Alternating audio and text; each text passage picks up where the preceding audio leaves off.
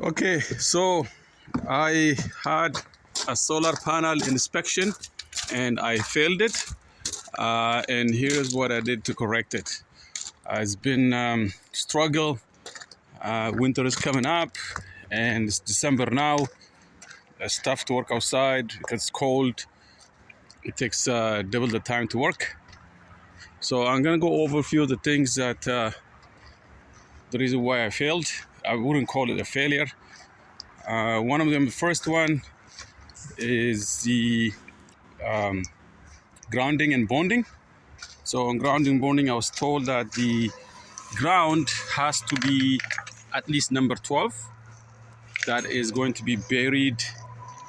The gauge has to be number 12. It's going to be buried in the trench line, which I did. So I buried that number 12. And also, I have to have this red sign to show that there is buried cable line. So I put that in there. And the grounding and bonding for each solar panel has to be, the cable has to be number 6 at least. So I have to ground every panel with number 6 cable underneath here. So I'm probably gonna do that today. So every one of them have to be bonded. Also the frame has to be also bonded, I think, but he didn't mention that. So that I have to do. The other thing is, he told me, if you noticed my original videos, you would have noticed my solar panels were down here, and that was like very, very hard. I had to build that platform to move it up. The reason why, they say if it has to be down here, I have to fence it all around. I have to fence it to keep kids away from it. They say for kids, so that they're not able to touch the voltage, the cables with high voltage in it. So I have to terminate. Also, I have to terminate these cables with MC4, and hopefully one of them will reach. So this is, I bought a 500 feet cable, and I'm hoping it would reach. I hope this one will reach. If it doesn't reach, yeah, it will reach. It's gonna be tough, but it will reach. So I have to put, and I bought another more cable for that array. So I have 2 arrays of 8 panels here. So 4 and 4 and 4 and 4, and I'll have to terminate it soon. So that is on this end, right?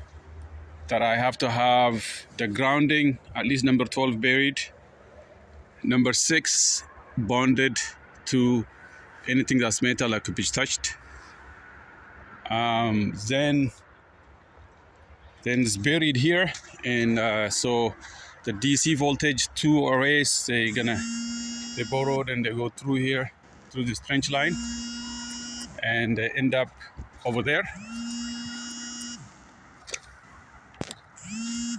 So now they come to inverter. So I installed the inverter. So far not bad. Everything has to be inside of conduit once it leaves the ground from here. Okay, that's the other thing. And the 30 amp brick, 30 amp switch that goes inside in the house. Oh, this one has to be number 3 at least. So that means good for outside. So this I have to return it. It's not good for outside. Okay. The inverter, it's 5 kilowatt inverter I have here. That one is fine. In my end, I have to place it inside here and terminate it inside, and that will be good to go. And I have a sensor cable here for my solar panel. That one has to go separate. So he told me to tee it out there. All right, so this is my the glycol line. I have to do this week, and if I don't, winter is coming. It's gonna be cold, and I won't be able to do anything. So But I'm so happy that I was able to cover the trench. The From Ontario Electrical Authority, he came and he inspected it. He said, once you put the copper line, the grounding, and you can bury it. He said, so I buried it. So all I have to do is finish on that end with termination and one last solar panel, and making sure it's secured for wind, and then finish on that end. And the electrical authority, that's where you get your permit from, Ontario Electrical Authority. I paid $500 for the permit, and they will inspect it and then give the green light to Hydro One to come and replace that meter with the net metering. And also, I also need a permit to Hydro One. They charge $800 to connect it to the Ontario grid. So yeah, these are expenses that I didn't expect, but if I'm in it once, might as well complete it. Hopefully I'll complete it before snow comes, and then I will be able to get credit from government of Canada. There's a credit that they give you right now, I think $5,500, and I also start to credit for my hydro usage from Hydro One. So that is my plan. This is it took a lot of brain energy for me to figure out all this, to design it, to come up with all this. The parts that I need. I had to make a lot of trips to all these local stores for all different parts. I was searching for the struts, and then I wanted to have 2 struts per panel. That was extremely expensive, so I changed it to 1 strut per panel. And then I came up with an idea as I was talking to people at the stores. Came up with this plate that would be shared between the struts. So you can see that plate there. It can hold 2 panels. Otherwise, I would have needed 2 struts per panel. So I'm using that plate to use 1 strut for 2 panels. And that plate is about $5. And I also had to change to the lock nuts. Before I had regular nuts, and that was not good, so I changed it to that. And I'll improve it next year, but this is because 20 feet long strut, super strut. It has to be supported. I plan to support it as a 2x4 for now, and some wire. So I plan to do that. And I had to build this platform to get up there, and a ladder. And of course, I did this with a lot of help.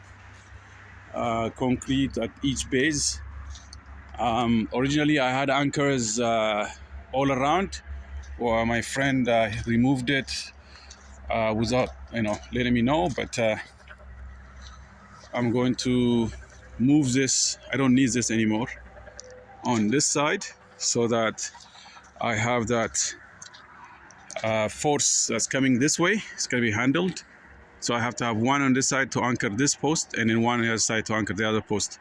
But the force this way is anchored by the struts, right? So if the wind blows up, that will hold it. The bottom ones will hold it. If the wind blows up this way, this post also will hold it. And then this force will be handled by that. So wish me luck. I also have the solar, that glycol. I have to terminate the pipes, the return pipe. I got that one terminated tight there. It has to be zap strapped. And I have to cover these coppers with some kind of insulation. And then run it into the house and heat up the hot water tank. A lot of work, man. Sometimes it gets very frustrating. It was cold yesterday as I was moving.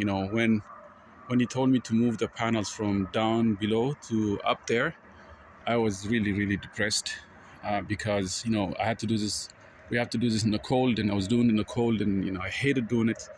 And I said sometimes, like, I get close to giving up and saying, "The heck with this thing," and then work hard, and then finally get it together, and then you say, "Okay, you know what? It's doable. Continue, just day by day." Today, I had to go into town, get parts that I need, and to get sometimes these parts are a little bit of work, but I'm getting there. I think this is, a big house. It's a building. It takes a lot to maintain it, to heat it up. So without this system here, I would be paying a lot of money to afford to live in that house. So I need the systems to give me power into the house. And so hopefully when I want to grow to 10 kilowatts, whatever the reason might be, I'm going to be put it on these down here. It can hold another 5 kilowatts, this frame. It can hold up to 12 kilowatts. This way, also by that time I'll probably fence it if I bring the solar panels down here. So the key thing to learn here, if you're bringing a solar panel, putting it in the ground and it's accessible to kids, you have to fence it to protect it, the cables from being accessed. Also, you need number 6 grounding for all your panels, ground cable, and at least number 12 if you're burying it. Then that is your DC supply line. Goes DC into inverter, that's fine, the inverter passed. But then the switch that's needed for firefighters to disconnect the power going into the house, that AC switch there, the 30 amp, that has to be rated for outside. The type is called 3. He showed me from the table that he has. So once you do that, you ground and bond everything and connect your DC line. No problem. So literally, 3 parts, right? You disconnect the inverter and the solar panels, but little things that detail, the devil is in the detail. So those cables, the grounded cables are important and have to be bonded correctly. Okay, so this is what I share. Please subscribe. Still a lot of things to do in the house. A lot of wiring that I'm doing in the house, and I'll put a video for that too. But please subscribe and comment on my channel. It's been a lot of learning curve for me. I've never done this before. Even though I'm electronics technologist and I teach a little bit of electronics in the military, I still, I had to learn about the rules for electrical codes. So I learned a lot, and now if you ask me again to install this, it would be much easier for me. Okay, and this is first time first time doing it, and hopefully I didn't make big mistakes. So thank you so much. Bye.